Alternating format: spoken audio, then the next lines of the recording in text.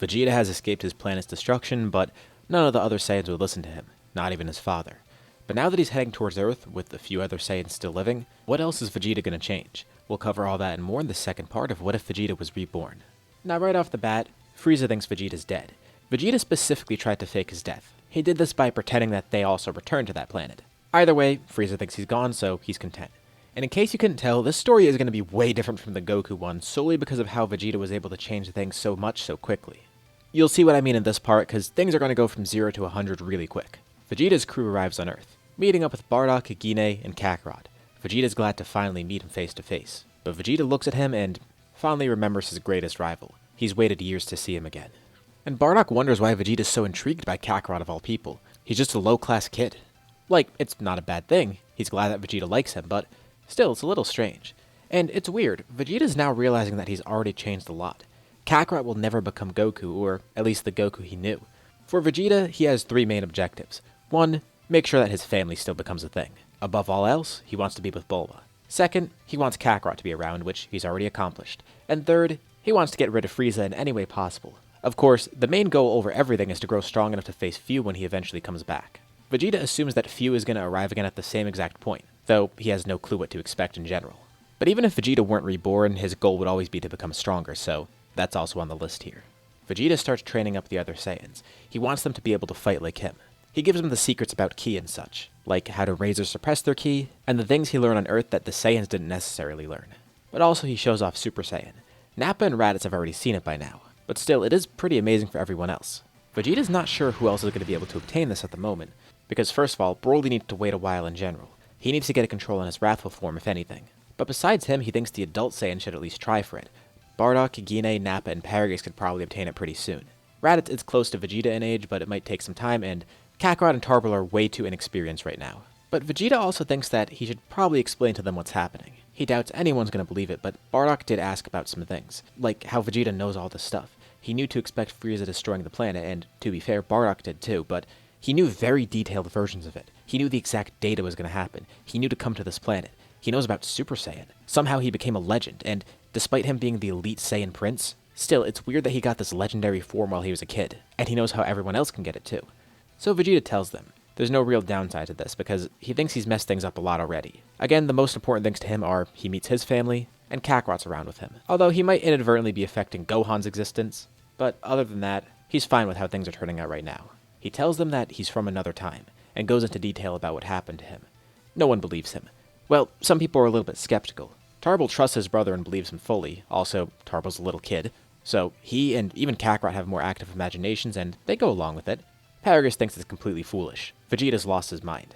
Raditz and Nappa don't really know what to believe, and Gine thinks it's kind of weird, but Bardock is doubtful, and he just asks if Vegeta has any proof of that because it lines up, but it still sounds too fantastical. But Bardock has seen some really weird things, like he knows that weird magic exists out there, so is it really that strange to think that time travel exists too? Well, Vegeta says he doesn't expect anyone to believe him. He's just telling them so they know exactly why he knows everything he does. And it's not like he could predict future events either, because while he knows about things that are going to happen, they're either way too far off, or they're things that he's probably already changed. Like, he could tell them when Boo's going to arrive here, but they won't know who Majin Buu is. He knows about other universes, but he has no way to show that to anyone, and that doesn't prove he's from another time. He knows how to become a Super Saiyan God as well, and while that is pretty amazing, they're not going to be able to do that just yet, and again, that doesn't really prove he's from the future. But still, all these things added up kind of point towards that. The issue is Vegeta also knows very little about Earth history before he initially arrived here, and he's also changing Namek and likely the android stuff too, so it's not like he could predict things that are going to happen soon. He's not supposed to be on this planet for like another 20 years. Although Bardock did mention Dragon Balls, so Vegeta says he knows about the Dragon Balls. This planet also has a set of their own. Now, Bardock didn't actually see the Dragon Balls get used. He just remembered some mention of magic from Naito and how you could wish for whatever you wanted. And then Vegeta starts talking about how the god of this earth is a Namekian, and Namekians are able to create these things that can grant any wish that anyone wants. Again, this won't really prove Vegeta's from the future, but it at least makes Bardock believe him a little bit more because that's very specific info that he didn't expect anyone else to know. He doesn't even know the full picture about that either. Just vague things about what Naito was capable of. Speaking of that, he does know Naito and Granola are still alive, so he asks Vegeta what happens with them, because Vegeta did mention Granola before. Well, Vegeta explains what happens with him, and he says maybe they can go and retrieve him eventually. Nappa then butts in. If these magical orbs exist and they could wish for anything they wanted, why not revive the Saiyans? Wouldn't that be a great idea? Raditz agrees with this.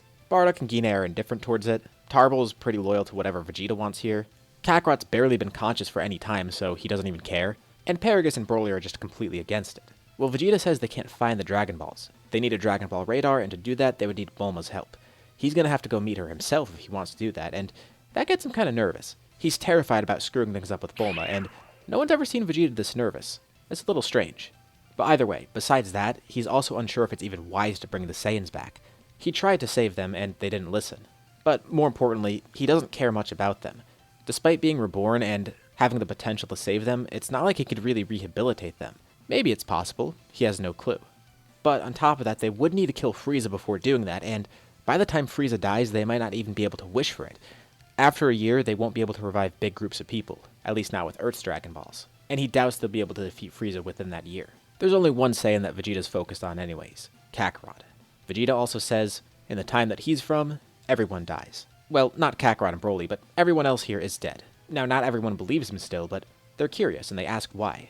Nappa's the first one to ask, and Vegeta says, well, Nappa died in battle. Yeah, he died a very honorable death in battle. Nothing more to it. Huh, well, Nappa's glad to know he went out like that. That's pretty cool. He was worried Vegeta would tell him something crazy like, he got low-diffed by someone else, then Vegeta killed him. That would be a really terrible way to go.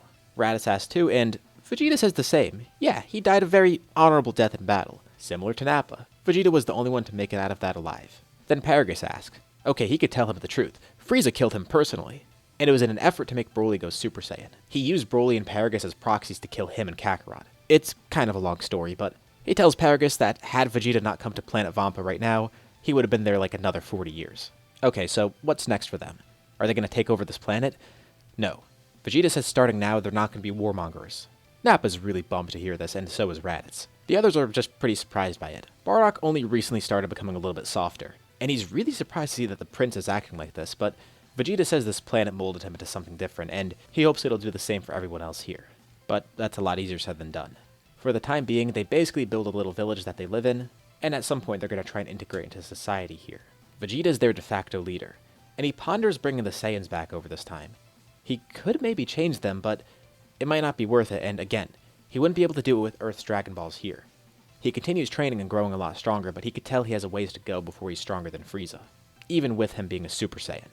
He was brought back with his memories and personality, but he doesn't have any of the same powers, so he was starting at square one still. Vegeta also gives everyone a training regimen. The adults train under him in order to try and get Super Saiyan, and it turns out their bodies are actually more acclimated for it. Now, Kakarot and Tarble are actually going to have a good advantage with this because since they're growing up in a far less hostile environment, they're going to develop S cells, which means at some point they'll be able to go Super Saiyan a lot more easily than anyone else. So the adults have that as a drawback, but they also have way more combat experience and way more power, so I feel like they'd be the first to get Super Saiyan. Bardock's the second Super Saiyan, which really annoys Nappa because a low-class warrior just surpassed him. Alright, now Nappa has a new target, and that's basically going to be his Kakarot. He's threatened by Bardock's power. This somewhat starts a budding rivalry between the two of them. Paragus and Gine transform not too long after, and now Vegeta's focused on training everyone else, particularly Kakarot. He gives him a little bit different training. Same for Broly too. As for Tarble, he was never actually a warrior, so Vegeta's interested to see how he's going to turn out. Part of him is concerned about Kakarot though. He sees Kakarot growing, but it's not going to be the Kakarot he knew. It both intrigues Vegeta and scares him at the same time. Will he be the same number one that he knew before? Many years pass. Over this time, the Saiyans try to integrate into society, and they're kinda able to do so.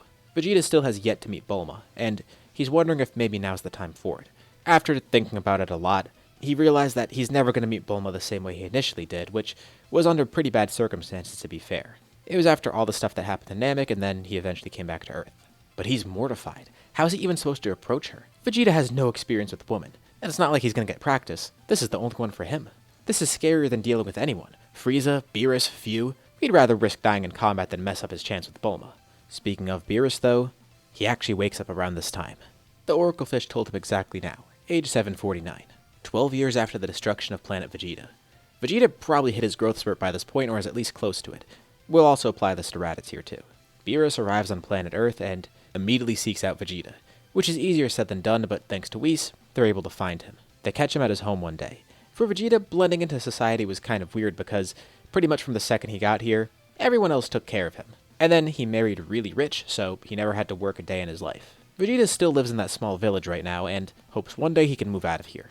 He hasn't gotten a job. He doesn't really need one. He just stays here, trains, and then, whenever he needs food or anything, he goes to hunt for it. He likes this simpler life right now, but it's where Beerus finds him, and he's pretty surprised. To think that the prince is living like this now. Vegeta's shocked to see Beerus here so early. Is it because he expected the Super Saiyan God to show up right now? Beerus is taken aback to hear this. That's exactly why he's here. He asks Vegeta some more. Why does he know about it in the first place, and why does he seem to prophesize things like the Oracle Fish? Vegeta's not sure if Beerus is ever going to believe him, but he explains what happened. And funny enough, Beerus and Whis believe it immediately. So, someone potentially related to the Demon Realm, messing with time. Whis is going to do some research on that. It doesn't look like there's any timelines that have been split, but as he looks into his staff, he could see that there's some sort of weird energy around the universe. He could rewind time after all, so it's not really too out of the question, but rewinding it that much, and only affecting Vegeta preserving his memories? It's intriguing, but not too far-fetched. That weird energy he sees is almost like there's some sort of anomaly out there. They'll get more info on that later. Right now, Beerus wants to fight his rival, and Vegeta says he can get that to happen. Vegeta first goes Super Saiyan and begins fighting with Beerus. This is basically also a call for all the other Saiyans to come here. Super Saiyan does nothing against Beerus, but Vegeta then tells all the others to transform. Not to fight, but just to show off their power. Vegeta tells Beerus he's prepared for this day. In order to make the ritual happen, they need 6 Super Saiyans. Every single Saiyan here already has the form, besides Broly. They're waiting for him to get his power because, honestly, they're kind of terrified of it and they don't think they'll be able to fight him, even with how far ahead Vegeta is right now. Beerus then asks something. If Vegeta already knew how to become a Super Saiyan God, why not do the ritual right now? Well, he was about to do that. He was getting a little bit antsy, and he wanted to at least see if Beerus was going to show up early first. Had Beerus not shown up right now, he probably would have given it a few more months and just done the ritual himself. But now with Beerus here, he doesn't have any reason to wait. He also wanted to see if maybe he could train for the power like he initially did, but he knows the only way he's going to make things work here is if he gets the ritual done on him. So Vegeta gathers some of the Saiyans together. Bardock, Gine, Tarbal, Kakarot, and Raditz all join the ritual, channeling their power into Vegeta, a little bit unsure about what's happening right here. Vegeta by now has even ascended Super Saiyan. He's incredibly powerful and they all look up to him. But now he's ascending even beyond that somehow. He's even gotten Super Saiyan 2 and just tapped into Super Saiyan 3 recently. The ritual is completed, and Vegeta becomes a Super Saiyan God. He starts fighting Beerus. Now, his power right now isn't really too impressive. Even with becoming a Super Saiyan God, it's not like he's going to topple Beerus. He's way stronger than he should be at this point, but compared to when he first became a Super Saiyan God originally, he's weaker. But he can catch up to that really quick. He's making really great progress if he's already this far along. Beerus is impressed, and he asks Vegeta, if he truly was reborn and sent from the future, isn't he worried about messing things up? And Vegeta says he is. He's very candid about it, but he's confident he can make things work, and he can make this a good life for himself, especially if Beerus allows him to come to his planet. To make things even better, he tells Beerus he knows about something really cool. He can obtain destructive power. He even tries to pull off a Hakai in front of Beerus, and it's pretty shoddy, especially without Vegeta having any sort of godly ki, but he clearly understands the principles of it. And this alone really shocks Beerus. He needs to get Vegeta to his planet immediately, not just to train under Whis, but also to train under him. Things have taken a massive turn so far, and Vegeta hasn't even gotten to defeat Frieza yet. But with that, we'll leave off here for now. What'd you guys think about this part? What's going to happen next? Leave your thoughts and ideas in the comments below. I'd love to see what you guys think. As usual, be sure to drop a like and subscribe if you haven't already. It really does help out the channel, and it shows me you want to see more videos like this. Anyways, thank you all for watching, and I'll see you all in my next video.